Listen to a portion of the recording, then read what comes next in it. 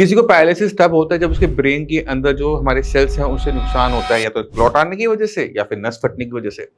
अब किसी की रिकवरी फास्ट हो रही है, किसी की रिकवरी स्लो हो रही है, वो फैक्टर भी डिपेंड करता है कि ब्रेन के अंदर किस टाइप का डैमेज हुआ है और किस मात्रा में हुआ है। नुकसान छोटा है, हफ्ते भर में ठीक हो जाओगे। अगर नुकसान बड़ा हुआ है, सालों लगेंगे उसे ठीक करने में। तो डिपेंड करता है कि नस फटी है या फिर क्लॉट आया है। अगर नस फटी है, नुकसान थोड़ा ज्यादा हो जाता है, रिकवरी में टाइम लगता है। जहां पे क्लॉट आया होता है वहां पे नुकसान थोड़ा हुआ होता है, वहां पे रिकवरी फास्ट हो जाती है। तो मेन ये जो फैक्टर होते हैं जो डिसाइड करते हैं कि कौन सा लकवे का मरीज जल्दी ठीक होगा, कौन सा लेट होगा, वो है कि किस टाइप का नुकसान हुआ और कितनी मात्रा में हुआ है। अब सवाल ये है कि अगर आपका लकवा पहले 6 महीने में ठीक नहीं हुआ है, आपकी दोबारा से चलने की काबिलियत नहीं आई है, तो हम क्या करें? क्योंकि जब ब्रेन को किसी टाइप का नुकसान होता है तो ब्रेन अपने अंदर रिकवरी करता है। जैसे अगर हमें कोई चोट लग जाए, कट लग जाए, चाकू से हमारा हाथ कट जाए, तो अगर हम पट्टी करें या ना करें, सिर्फ उसको साफ भी रखते हैं तो जख्म अपने आप भर जाते हैं। ये शक्ति हमारे पूरे शरीर को मिली हुई है। इसी तरह से हमारे ब्रेन को भी मिली है कि ब्रेन में अगर किसी टाइप का नुकसान हुआ है तो ब्रेन उसको रिकवर करेगा। ये जो ब्रेन की खुद को रिकवर करने की क्षमता होती है, इसको हम कहते हैं न्यूरोप्लास्टिसिटी। ये न्यूरोप्लास्टिसिटी हमारे ब्रेन की खोई हुई क्षमता को वापस लाने की काबिलियत है। अब इसी वजह से क्या होता है कि जो पहले 6 महीने होते हैं, यानी जब किसी को लकवा हुआ उस तारीख से लेकर पहले जो 6 महीने होते हैं, ये इंपॉर्टेंट होते हैं क्योंकि ब्रेन के अंदर जो ये न्यूरोप्लास्टिसिटी है ये बिना मेडिसिन के चल रही होती है। तो पेशेंट अगर इस टाइम में किसी भी फिजियोथेरेपिस्ट के पास जाता है, मंदिर जाता है, गुरुद्वारे जाता है, कहीं भी जाता है, कोई हाथ भी लगाएगा ना तो भी आराम आएगा। क्यों? क्योंकि ब्रेन के अंदर न्यूरोप्लास्टिसिटी इस टाइम पर अपने आप हो रही है। तो अगर आप इस महीने किसी के पास गए हो तो अगले महीने तक आपको आराम आ ही जाना है क्योंकि ब्रेन अपने आप सुधार कर रहा है। अब प्रॉब्लम कहां होती है? जब पहले 6 महीने बीत जाते हैं, क्योंकि जब पहले 6 महीने बीत गए उसके बाद न्यूरोप्लास्टिसिटी हो जाती है बंद। अब जो चीज पहले काम कर रही थी, जो फिजियोथेरेपी काम कर रही थी, जो मेडिसिन काम कर रही थी, जो किसी का आशीर्वाद काम कर रहा था, अब काम करना बंद कर देता है। अब जो बीमारी जो रुक गई तो रुक गई, अब वो जो मर्जी हम कर लें वो चल नहीं रही है, ठीक नहीं हो रही है। तो वहां पे पेशेंट ना वो थोड़ा सा डिप्रेशन में आना शुरू कर देता है, वो डिसहार्टेड हो जाता है कि अब मैं क्या करूं, ये चीज अभी तक काम कर रही थी अब नहीं कर रही है, अब मेरे लिए क्या रास्ता है? उसके लिए सिर्फ एक ही रास्ता है। जो पहले 6 महीने में हुआ, जिसने आपको चलना उठना बैठना दोबारा से सिखाया ना, उसी को दोबारा से स्टार्ट कर लो। यानी न्यूरोप्लास्टिसिटी को दोबारा से रीस्टार्ट करना है। अब ये जो न्यूरोप्लास्टिसिटी है ये अपने आप रीस्टार्ट नहीं हो सकती, इसे डांटना पड़ता है, पीटना पड़ता है, थोड़ा सा इसको धक्का मारना पड़ता है। जब हम ये कर देते हैं तो ब्रेन के अंदर न्यूरोप्लास्टिसिटी स्टार्ट हो गई। अब जरूरी हो जाता है कि हम इस न्यूरोप्लास्टिसिटी से अपने ब्रेन के अंदर बदलाव तो लेकर आ रहे हैं, मगर हमने इसको सिखाना क्या है? क्योंकि ब्रेन का वो हिस्सा जो पहले आपको चलाता था, बोलने की क्षमता देता था, वो तो डैमेज हो गया, वो तो मर गया, वो जिंदा नहीं होने वाला। ब्रेन के एक नए हिस्से को, नए एरिया को ये काम करने की क्षमता वापस लेनी है, उसे सीखना है। तो हमें अपने आप को दोबारा से सिखाना पड़ता है और उसमें हेल्प करती है एक्सरसाइज। अगर हम एक्सरसाइज को रिपीटिशन में करते हैं, पैर को सही तरीके से रखने की कोशिश कर रहे होते हैं, तो हमारी मांसपेशियां जरूर हिल रही है, बट उन्हें हिला कौन रहा है? ब्रेन। ब्रेन सीख रहा है कि मुझे पैर को कैसे रखना है। हम जब एक्सरसाइज करवा रहे हैं तो ब्रेन को ये पता लग रहा है कि मैंने बोलना कैसे, मैंने अपनी टंग कैसे हिलानी, मैंने अपने दांत कैसे हिलाने, मैंने अपनी मूवमेंट क्या देनी है। तो ये सब कौन सीख रहा है? ब्रेन सीख रहा है। तो हमें अपनी रिपीटिशन पे, अपनी सही एक्सरसाइज पे बहुत फोकस करना पड़ता है। अब एक्सरसाइज जो है ना, वो सब जानते हैं कि फिजियोथेरेपी होती है ना? बट फिजियोथेरेपी के बाद एक और हाई लेवल होता है जो ब्रेन को ट्रेन करता है, उसे हम कहते हैं ऑक्यूपेशनल थेरेपी। ऑक्यूपेशनल थेरेपी बहुत सिंपल फंडे पे डिपेंडेंट है।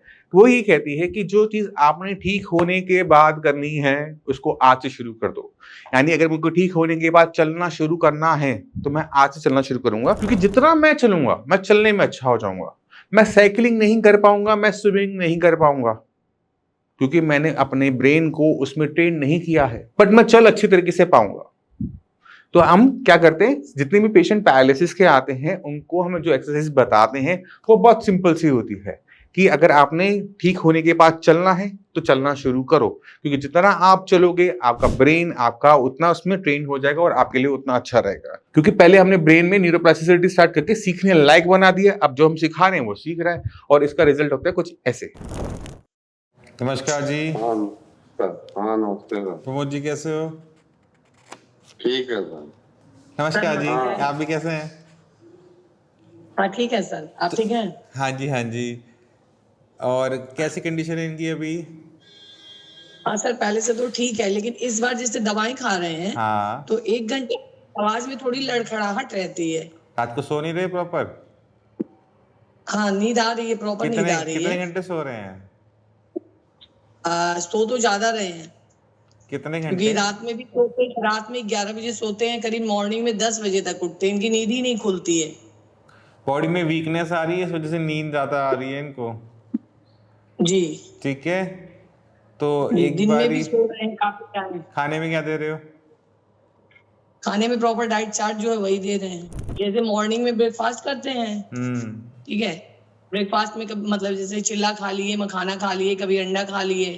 फिर दोपहर में दो रोटी खाते हैं, चावल मतलब दाल खाते हैं, चावल नहीं खाते हैं। दाल रोटी सब्जी खाते हैं। फिर दोपहर के टाइम में कुछ फल ले लेते हैं। फिर शाम के टाइम में भी ऐसे स्नैक्स कुछ ले लेते हैं। रात में प्रॉपर खाना खा लेते हैं। अच्छा, तो प्रमोद जी, ये आपको दिक्कत कब हुई थी? 2023 के 30 दिसंबर को।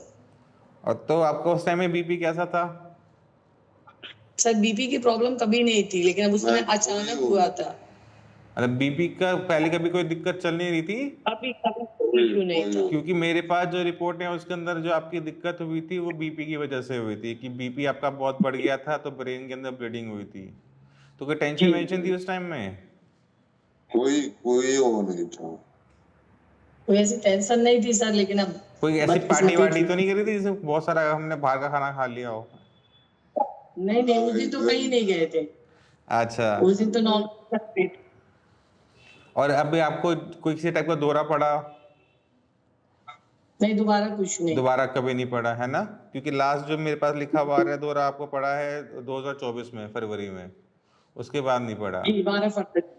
दवाई खा रहे होगे ना, कॉन्टिन्यूसली दो दवाई खा रहे होगे। यहाँ से इलाज साइंस से इलाज कब शुरू किया था? अगस्त में। अगस्त 2025। 25। तो अगस्त में हमारी क्या कंडीशन थी, कुछ याद? उससे करीब 50 दिन बेटर हो गए हैं सर। तो कुछ बताओ कि कंडीशन क्या थी, कैसे थे, क्या दिक्कतें होती थी? आवाज में दिक्कत थी, आवाज बिल्कुल क्लियर नहीं होती थी, लेकिन 50% एकदम क्लियरिटी आ अब गई तो है पूरी आवाज साफ में। बोलते हैं। जी जी। हाँ, आवाज सही है। हाँ, थोड़ी सी लार वाली दिक्कत रहेगी, लार टपकती रहती है, वो भी बंद हो जाएगी। जी। पहले से लार भी कम हो गई होगी। जी, कम हो गई है। पानी पीने में कोई दिक्कत आती है, नहीं आती? दिक्कत आती है? पानी पीने में कोई दिक्कत होती? नहीं। कोई दिक्कत नहीं होती। ठीक है, इनके साथ इन्हें पानी की बोतल रखना, ठीक है? तो ये थोड़ा थोड़ा करके ना सिप सिप करके पानी पीते रहेंगे। जब लग रहा है ना मुंह में लार भर रही है तो एक सिप मार लेंगे, तो जैसे पानी पियेंगे ना तो साथ में लार भी अंदर चली जाएगी। ये छोटा सा ट्राई करके देखना, ठीक है? तो अभी जो हमारा ये अगस्त से ट्रीटमेंट चल रहा है, तो अब कितने महीने हो गए? अगस्त, सितंबर, अक्टूबर, नवंबर, 4 महीने हुए हैं, है ना? इन 4 महीने में प्रमोद जी के अंदर बदलाव आप बताओ, कितना बदलाव आ गया? 50%। 50%? जी जी। अच्छा, हाथ पैर की कोई दिक्कत थी? हाथ में कंपन है, तो वो अभी मतलब कुछ कम हुआ है, लेकिन है अभी। हाथ उठाओ जरा प्रमोद जी, हाथ उठा के दिखा दो पूरा। मुट्ठी बंद करो, ऐसे कैमरे के सामने मुट्ठी लाके बंद करो। नीचे नीचे। हाँ, उंगलियां पूरी चलने लग गई। चलने में कोई दिक्कत बची है कि वो भी खत्म हो गई? जी। चल के दिखाओ एक बारी, थोड़ा सा कैमरा दूर करके ना, थोड़ा चल के दिखाओ। चलने में तो कोई दिक्कत नहीं है ना अब? ठीक है, अब जो दिक्कत थोड़ी बहुत रह गई है वो लार टपकने वाली और आवाज वाली रह गई है। और वीकनेस है सर, वीकनेस सोते बहुत है। वो तो शायद दवाई की वजह से हो रहा है, जो क्योंकि इनको जो हमने दौरे वाली दवाई चल रही है ना इनकी, तो उससे कुछ पेशेंट्स के अंदर हमें ज़्यादा नींद देखने को मिलती है, जो की चल रही है एलोपैथिक वाली, जिसकी वजह से दौरे इनके रुके पड़े हैं, उससे नींद कभी कभार आती है।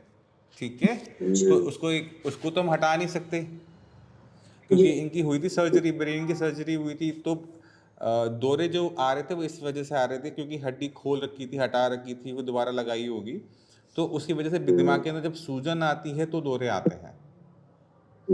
और सूजन ना आए इसलिए एक एलोपैथिक दवाई दे रखी है, बट उसका साइड इफेक्ट ही नींद वाला होता है। ठीक है, तो हम दवाई तो नहीं हटाएंगे, बट हम इसको एनर्जी देके हम ख़त्म करेंगे कि खाना अच्छे तरीके से खाएं और बॉडी में ताकत रहे। ठीक है, तो आप एक छोटा सा काम करना है, इनका ना दिन में 2 बार सूप लगा दो, सर्दी का मौसम है ही। ठीक है, तो दाल का, छोले का, पालक का सूप लगा दो कि इनके शरीर में थोड़ी ताकत अच्छी मात्रा में जाए। एक्सरसाइज कर रहे नहीं कर रहे? एक्सरसाइज करते हैं। ठीक है, एक बार आप खुद करोगे, एक बार आप फिजियोथेरेपिस्ट के पास चले जाओ, वहां पे आप एक्सरसाइज करवा लो। ठीक है, बॉडी को जितना मूव करोगे उतनी जल्दी ठीक होगे। और जो सर्दी का मौसम होता है इसमें रिकवरी बहुत फास्ट होती है। तो अपना ये लेके चलो कि मार्च तक आपने पूरा ठीक होना है, तो मार्च तक अपनी पूरी ताकत झोंक दो।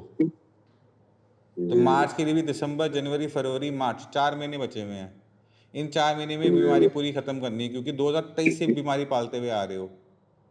2023 में हुआ था ना, 2 साल के बाद अभी आराम आना शुरू हुआ है। तो अब मेरी बात मान लो, अगले 4 महीने लग के फिजियोथेरेपी करवा लो, एक्सरसाइज कर लो, कि अप्रैल में नए साल के अंदर हम काम पे जाने लायक बन जाए। काम क्या करते रहे हो? क्या सर? काम क्या करते थे? एग्रीकल्चर ऑफिस में लैब असिस्टेंट है सर। तो अब जाते हैं, नहीं जाते ऑफिस? महीने में 1 से 2 बार जाते हैं, लेकिन जिस दिन जाते हैं उस दिन इतना थक जाते हैं कि फिर 2-3 दिन तक बिल्कुल मतलब रेस्ट चाहिए।